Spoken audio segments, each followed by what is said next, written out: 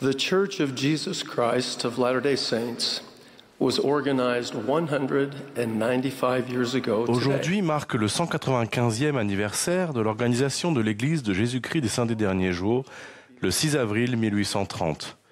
Une petite assemblée d'amis et de croyants s'est réunie pour cette occasion mémorable et joyeuse. Un grand déversement de l'Esprit a touché tous les participants. Lorsque l'ordonnance de la Sainte Seine a été administrée, que le don du Saint-Esprit a été conféré, que des ordinations de la prêtrise ont été accomplies et que les vérités de l'Évangile de Jésus-Christ ont été proclamées. En rétablissant son Église, le Seigneur a désigné par révélation Joseph Smith, âgé de 24 ans, comme son dirigeant terrestre, c'est-à-dire voyant, traducteur, prophète, apôtre de Jésus-Christ, ancien de l'Église, par la volonté de Dieu le Père et par la grâce du Seigneur Jésus-Christ. Je prie sincèrement pour recevoir l'aide du Saint-Esprit, tandis que nous réfléchissons à l'importance et à l'influence continue de cet événement unique sur l'histoire du monde. L'organisation officielle de l'Église de Jésus-Christ des Saints des Derniers Jours était le point culminant d'une série d'événements miraculeux. Le premier d'entre eux avait eu lieu 10 ans plus tôt, au nord de l'État de New York. Au printemps 1820, un jeune garçon du nom de Joseph Smith est entré dans les bois près de chez lui pour prier. Il se posait des questions sur le salut de son âme et il désirait vivement savoir laquelle de toutes les églises avait raison afin de savoir à laquelle il devait se joindre. Joseph était confiant que Dieu répondrait à sa prière et lui montrerait la direction à suivre.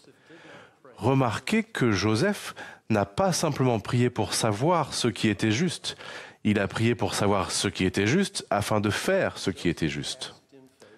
Joseph a demandé avec foi et il était déterminé à agir conformément à la réponse qu'il recevrait.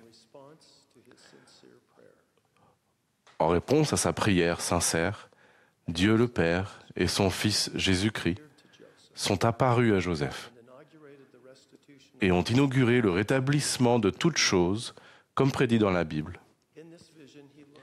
Dans cette vision, il a appris qu'après la mort des apôtres originels, l'Église du Christ de l'époque du Nouveau Testament était introuvable sur la terre.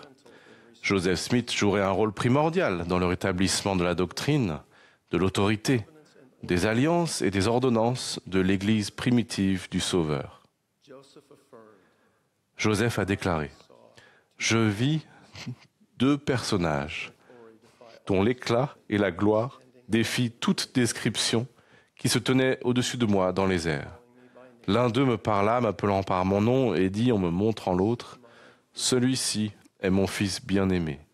Écoute-le. » Grâce à cette vision et des expériences célestes ultérieures, Joseph Smith a appris que Dieu et Jésus-Christ le connaissaient personnellement, se souciaient de son salut éternel, et ils avaient une mission pour lui. Il a également appris des leçons essentielles sur les qualités, le caractère et la perfection de la divinité, notamment que le Père et le Fils sont deux êtres bien distincts. Jésus-Christ est littéralement le Fils de Dieu en esprit et dans la chair. Joseph Smith a déclaré que notre Père céleste et Jésus-Christ sont des êtres tangibles.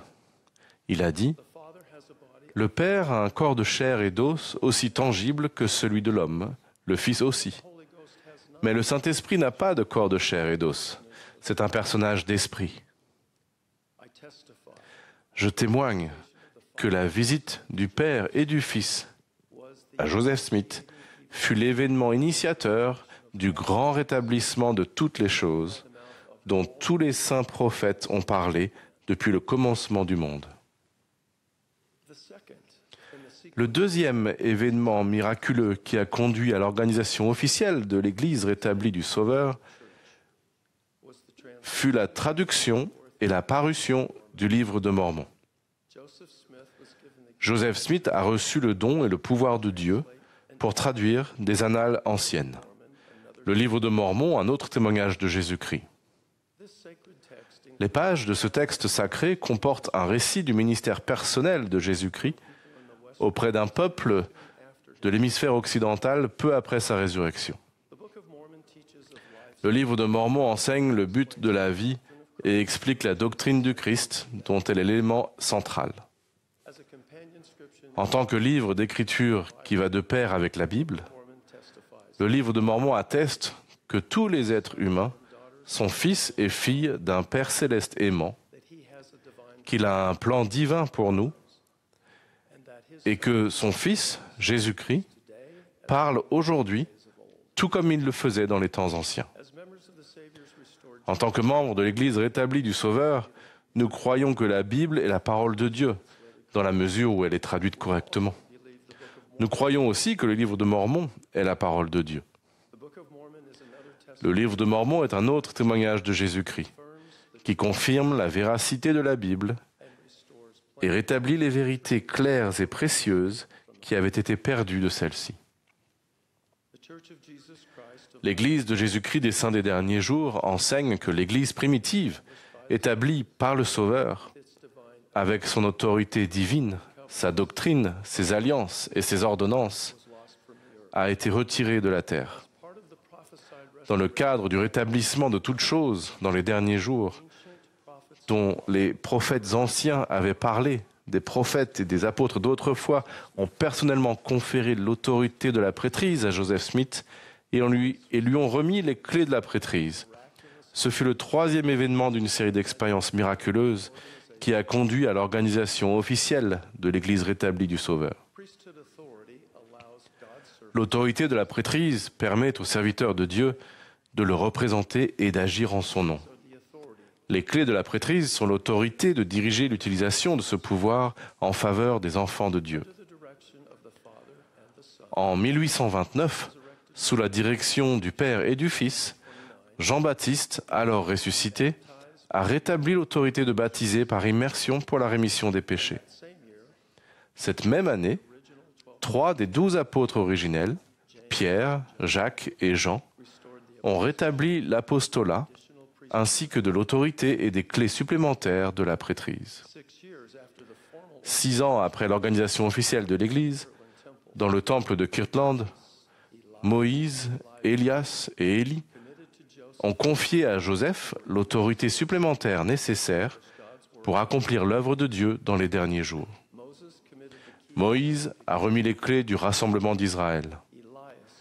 Élias a remis la dispensation de l'évangile d'Abraham, y compris le rétablissement de l'alliance abrahamique. Élie a remis les clés du pouvoir de scellement, donnant l'autorité qui permet aux ordonnances accomplies sur terre d'être valides dans l'éternité, telles qu'unir les familles dans des relations éternelles au-delà de la mort. Alors que Joseph Smith traduisait le livre de Mormon, il a reçu des révélations indiquant que l'Église de Jésus-Christ serait rétablie. Cependant, le Seigneur lui a commandé de ne pas l'organiser immédiatement, par l'esprit de prophétie et de révélation. Le Seigneur révéla à Joseph le jour exact où il devait organiser de nouveau son Église sur la terre. L'Église a été organisée au bon moment, seulement après le rétablissement de la prêtrise et la publication du livre de Mormon. Les premiers exemplaires du livre de Mormon ont été disponibles le 26 mars 1830 et l'Église a été officiellement organisée le 6 avril. L'Église de Jésus-Christ des Saints des Derniers Jours est l'Église de Christ de l'époque du Nouveau Testament maintenant rétablie. Cette Église est ancrée dans la vie parfaite de sa pierre angulaire principale, Jésus-Christ, et dans l'expiation infinie et la résurrection littérale de ce dernier. Jésus-Christ a de nouveau appelé des apôtres et leur a conféré l'autorité de la prêtrise. Il nous invite tous à venir à lui et à son Église, afin de recevoir le Saint-Esprit et les ordonnances du salut et d'acquérir la joie durable. l'apparition du Père et du Fils à Joseph Smith, la traduction et la parution du Livre de Mormon, ainsi que le rétablissement de l'autorité et des clés de la prêtrise étaient des prérequis nécessaires à l'organisation de l'Église rétablie du Seigneur il y a 195 ans aujourd'hui. Dans l'Ancien Testament, le prophète Daniel avait interprété un songe concernant une pierre détachée d'une montagne sans intervention humaine qui remplirait toute la terre. 1 an après l'organisation de l'Église, le Seigneur a révélé à Joseph Smith que les clés du royaume de Dieu avaient de nouveau été remises à l'homme sur la terre et que l'évangile de Jésus-Christ roulera jusqu'aux extrémités de la terre comme la pierre détachée de la montagne sans le secours d'aucune main. Je témoigne que le Seigneur accomplit sa promesse. L'Église rétablie du Sauveur se développe dans le monde entier et elle est l'instrument par lequel Dieu réunit toutes choses en Christ, celles qui sont dans les cieux et celles qui sont sur la terre.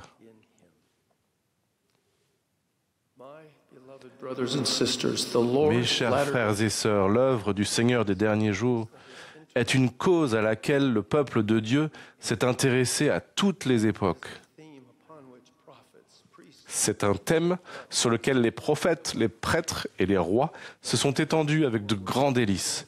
Ils ont espéré dans une joyeuse attente le jour où nous vivons et enflammés d'une espérance céleste et joyeuse, ils ont chanté, écrit et prophétisé au sujet de ce jour qui est le nôtre. Dans cette dispensation de l'Évangile, la plus grande de toutes et la dernière, une union et un rattachement complet et parfait de dispensation, de clés, de pouvoirs et de gloire doivent se produire et être révélés depuis le temps d'Adam jusqu'à nos jours. Et non seulement cela, mais ces choses qui n'ont jamais été révélées depuis la fondation du monde seront révélées en cette dispensation, qui est la dispensation de la plénitude des temps. Le prophète Joseph poursuit. On aura dans la dernière dispensation toutes les ordonnances et tous les devoirs qui ont jamais été requis par la prêtrise selon les directives et les commandements du Tout-Puissant dans n'importe quelle dispensation, ce qui réalisera le rétablissement dont il a été parlé par la bouche de tous les saints prophètes.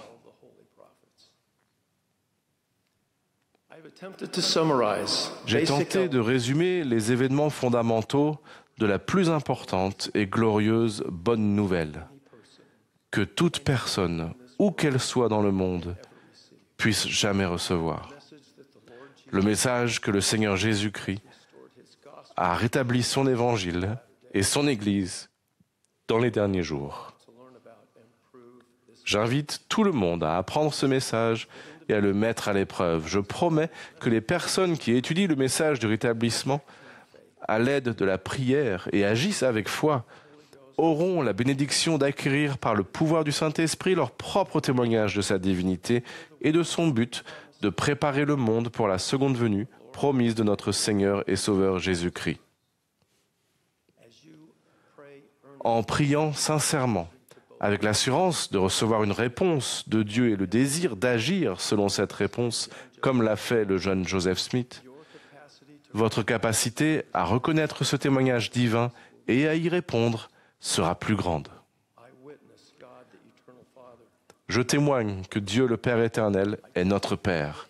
Je témoigne et atteste que Jésus-Christ est le Fils bien-aimé du Père et son Fils unique dans la chair. C'est notre Sauveur et notre Rédempteur.